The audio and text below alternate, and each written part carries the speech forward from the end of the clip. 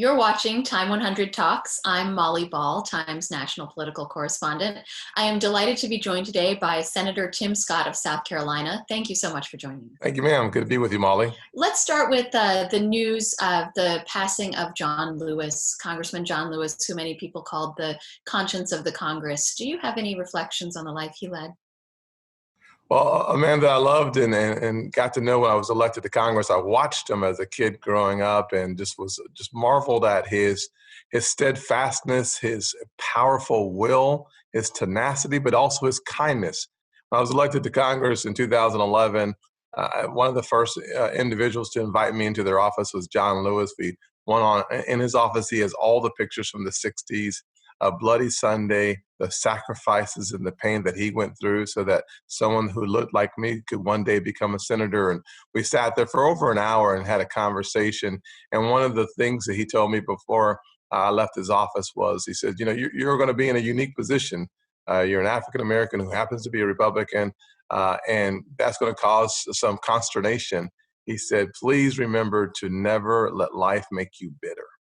And I was kind of struck by that because I was, wet behind the ears, looking at like a deer in the in headlights. And he was very clear, very concise, and very open with the fact that in life, things will happen to you. It's how you respond to those things that will define you. So never let your response include bitterness. Speaking of the fight for racial justice, you spearheaded the police reform bill that was blocked in the Senate last month. Do you still have any hope for something getting done on this issue? I do. I'll say that folks like Karen Bass, who is the chairwoman of the Congressional Black Caucus, she and I met for over an hour. We've been in conversation since then. I've spoken to some of the family members who lost their loved ones, their brothers, to police brutality and violence. I think there's reasons to be hopeful. One of the family members told me, never ever say it's dead, because their brothers are dead, but police reform can never be dead. It may be delayed, but it will never be denied. And so I love that spirit. Karen has been able to harness that energy. She's taken a look at the legislation. Others have been focusing on it for the last 2 weeks. And surprisingly, the House Democrats are like pushing it towards the table again. I'm so excited that they're accompanied by House Republicans and myself and others. Our hope is, of course, that those in the Senate who want to delay until after the election in hopes of getting the bill they want would realize that 2/3 of what you want is a great place to start. And let's not deny the communities that are suffering today legislative victories that give them reasons to be hopeful in the process, frankly, hopeful in the institutions of authority that as a young guy, I personally lost hope in, to be honest with you. So I'm hoping that we will get something accomplished. So I remain optimistic and positive that we're still making progress. What do you see as the sticking points that remain? Well, I think more important than the sticking points are where we have common ground. So let me start there and we'll get to the sticking points. From my conversation with Karen Bass and so many other members, we all think that data is important to provide the pathway to positive results in training and resourcing. So when you think about the importance of body cameras, I started this journey 5 years ago because of the Walter Scott shooting in my home city of North Charleston. Watching someone get shot in the back 5 times and then knowing that the police report was falsified to cover it up, had it not been for a bystander, an innocent bystander just walking by and recording it. We want more police officers wearing body cameras. We're funding that at $100 million per year for 5 years in my legislation. The House legislation focused on that as well. So data collection, banning the chokehold on the federal level, something that we have in common. Neither bill does it on the local level because you can't. We don't control local law enforcement. So duty to intervene, training on de-escalation, all the areas of commonality which allows us to move forward. The sticking points, qualified immunity, this is an area where I've said that I am willing to make it easier for families to sue the cities. This is what those family members I talked to said, that's a really good first start. They were unaware of the fact that negotiations were ongoing and that those of us on my side, and specifically me, had sent out the clear signal that I'm willing to negotiate on qualified immunity as it relates to restitution and recourse for families while creating a moat for the officer. So I am clear on both sides of that issue of qualified immunity. Many people see that as one simple issue. It is not. It's two major issues combined together. I'm going to protect officers because I think that lowering that protection of officers actually forces more good officers out than it does bring bad officers to account. We do that by decertifying bad officers. We do that through the executive order that creates a national database. We do that through, in my legislation, where we require local agencies and departments to hold all records so that they can be transferred, so that we stop this hop from one agency to another agency. We have to get rid of the bad officers, and by punishing cities and municipalities, I think we raise the threshold and change the culture, not of one officer, but of all officers in those departments. What do you think about the federal forces that are being deployed to cities such as Portland and Chicago? Are they helping or hurting?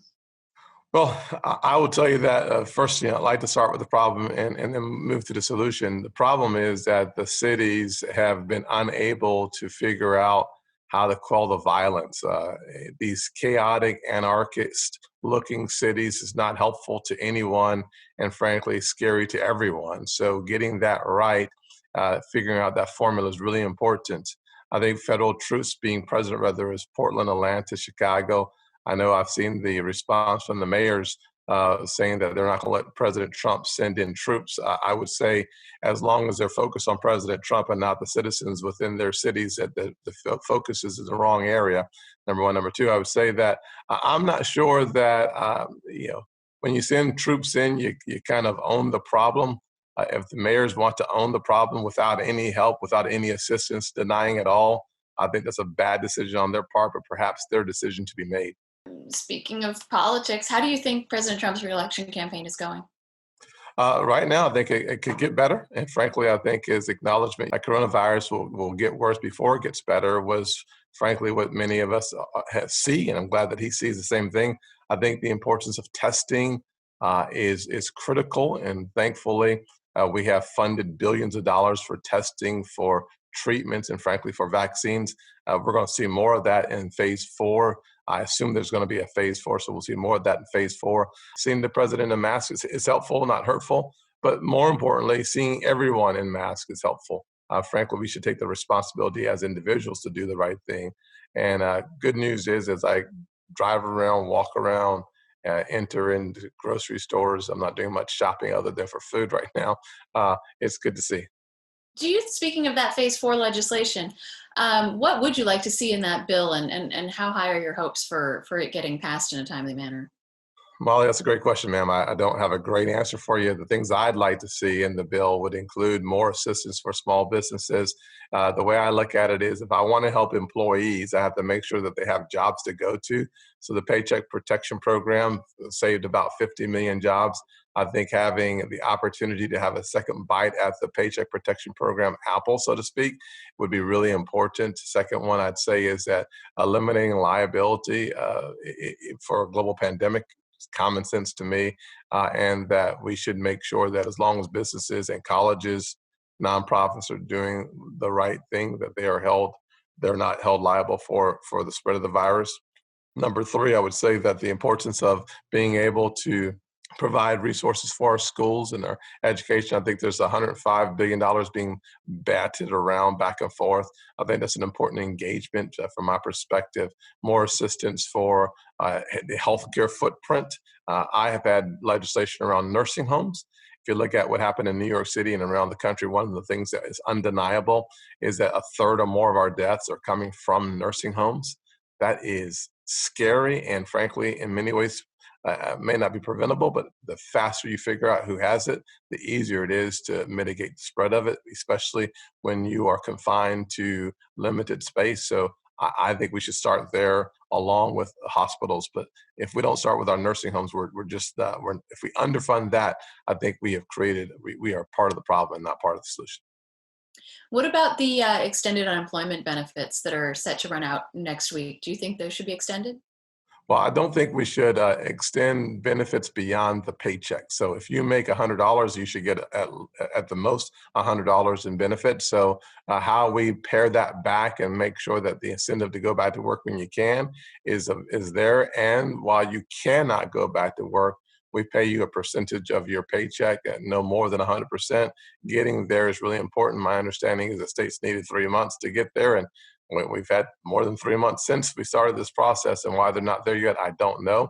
But I think you'll see some kind of blending of compelling states to get to a place where they can pay people up to 100% of their income and no more is a place where we need to be in order for us to have the right balance or the right equilibrium in this conversation of enhanced benefits. Given that those benefits that were right up against that deadline, given that school's just about to start, do you think the Senate could have or should have acted sooner on all these things? Well, I think it's really the short answer is no, Molly. The longer answer, of course, is more nuanced because there's a whole lot more to go with that no than just no. So think about the fact that on an average basis, annually we spend about $1 trillion as a federal government on annual appropriations. Of course, we have the mandatory spending that goes beyond that point. In about 16 or 17 days, we basically tripled that number. So if you could triple the number that you have on a 12-month basis, how much time should you take to evaluate its impact? I think you should take as much time as you possibly can to know whether or not you're actually hitting the target so that you can recalibrate if necessary, eliminate if necessary. And then on top of that, we had another $450 billion that went to what they call commercial paper facilities. If you're not on the banking committee, and almost no one is on the banking committee, what does that really mean? What that means basically is that we're going to give the financial institutions more resources to protect more jobs by leveraging those dollars for the mid-sized companies and larger, hopefully protecting millions of additional jobs. That could be another $4 trillion or $3.5 trillion of liquidity and margin in the marketplace. How do you figure out $6.5 trillion in just a few weeks? You don't. So you give yourself as much time as possible before you go back to the drawing board to figure out what you need and if you need it. So the time that we've taken to evaluate the process is really important time. Why hasn't America been able to bring the virus under control like so many other countries have? That's a great question. I would say that we are testing like no other country on earth without any question. So we're going to have a lot more cases because we're testing multiple times more people. I think the good news in that testing versus the mortality rate is that the more we test, the lower that rate becomes, which means that we're doing a better job than perhaps the initial statistics reflected. I would say that the other thing is that we are a very free country. American and freedom are synonyms in some dictionary, typically mine. And so the bottom line is getting a free country to say that we're going to put aside our individual liberties in order to pursue a bigger goal is something that we embrace and something that we appreciate. Getting everyone to march in that direction typically takes a little longer, and that's taken longer. We didn't have that discipline after Memorial Day because of the spikes. I think we, as a free country, took it more seriously after the 4th of July, and the numbers reflect that while the cases are still high, that we didn't see that big spike that we saw after Memorial Day. So I'm hoping that that's good news. Do you think that there should have been more federal leadership on this issue? I think the fact of the matter is, if you're in West Virginia, I was just talking to some folks in West Virginia where they have such a low incidence of the virus. What they need in West Virginia and frankly in South Dakota is very different than what we need in Charleston. It's one of the reasons why we've seen local ordinances around wearing masks throughout the low country of South Carolina because everybody descends upon the beaches during the summertime and after Memorial Day. So I'm glad that we have greater restrictions in my area of the country where they don't need the same restrictions in South Dakota and frankly in West Virginia because of the caseloads are so significantly lower. So I do think that fortunately and unfortunately, we are a country with multiple different demographics and challenges, and frankly, some don't have the same challenges at all. So there's going to be a policy that's driven by the local government, rightfully so. The national response, I think, has been good. We can always get better, and frankly, I hope that we are getting better as we recognize the importance that we are not through this yet. And so as we're all putting our shoulders to the grindstone, pushing in the same direction, I think we'll start seeing better results. Frankly, the best result is a vaccine and treatments that work. The president's also been talking a lot about an issue that's been a flashpoint in your home state for a long time: Confederate flags, Confederate statues. Do you think his emphasis on this issue resonates with voters? Well, I think it probably resonates with some and not with others, but I would say that what resonates with everyone is that at least when I look at my folks in my state, as an African American who grew up in the Deep South, who understands and have walked by statues and monuments, I will say for the vast majority of most of our lives, we have not paid attention until the last several weeks on every single statue and every name of every street and every name of every dorm in this country. I think we could actually diffuse our focus by focusing on things that don't make for a better future. It's really about reframing the past. That's something that puts us in jeopardy of claiming this day for progress as opposed to claiming this day to reframe history. So I think what I've been saying for the last several months, and I'm glad that the president has echoed it in one speech and others have started echoing it as well, as opposed to focusing on what we should tear down, perhaps we should focus on what we should erect, what should we put up. And the concept of monuments being placed in a park where we recognize African American leadership as a part of American leadership, the 30 people of our history that will be honored in a statutory park, I think, including the Jackie Robinsons, the Rosa Parks, the MLKs, the George Washington Carvers, the Booker T. Washingtons. That's the way that I want to go forward, is to, as opposed to taking down the name of the Edmund Pettus Bridge. I think it was phenomenal when, of course, Chairman Lewis and myself and many others went there for the 50th anniversary. I say Chairman Lewis of the Selma March, not to forget the fact that he's Congressman Lewis all the time. But when we were there and we saw the first African-American president standing under the Pettus Bridge along with former President George Bush, that said a lot about the pain of our past and the hope of our future. I think sometimes those monuments and those names should remind us of how evil the man can be. And at the same time, we can see a progress right before our very eyes. So I want to have more statues that remind us of where we're going and the strength it took to get there, like George Washington Carver, like Rosa Parks, like Jackie Robinson. I want to see that entire diversity of American history as opposed to a simple silo of it. Last question. These are dark times in a lot of ways. Is there something out there that gives you hope? Yes, ma'am, Molly. I will say that I'm a hopeful person. I will say that when I was growing up, I was a kid that flunked out of high school. I was a hopeless young man. I thought this country had nothing to offer me. And as a Black kid growing up in South Carolina, there was no hope for me to rise above my lowest expectations. I was blessed with a mother who believed in prayer and a mentor who believed in small business, a white guy. And I will tell you that my life changed because Black folks, my mama, and white folks, John Moniz, worked together to give me a new picture of what America could be. And the lesson that I learned then was that anyone from anywhere at any time can rise above their wildest imagination. I cannot believe that a kid who flunked civics as a freshman in high school and now is a United States Senator. I want America to know that we are a country built on hope, built on freedom, built on opportunity. We have many flaws, but we use those flaws to make us better, to become stronger. It's men like John Lewis, frankly, Molly, that is the reason why he's one of my heroes. He is my hero in many ways, one of my heroes, because while I may have disagreed with him on some philosophy on how we get there, we both had the same goal in mind, not tearing America down, but building it up by making it include all people, Black people specifically.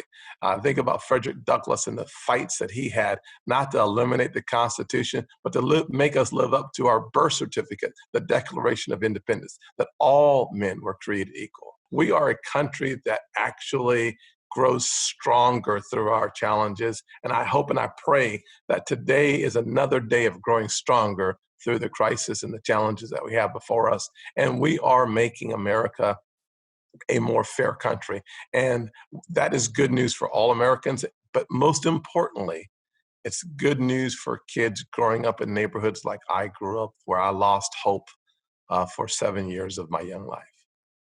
Senator Scott, thank you so much for joining us today. Yes, ma'am, Molly. You have a good day.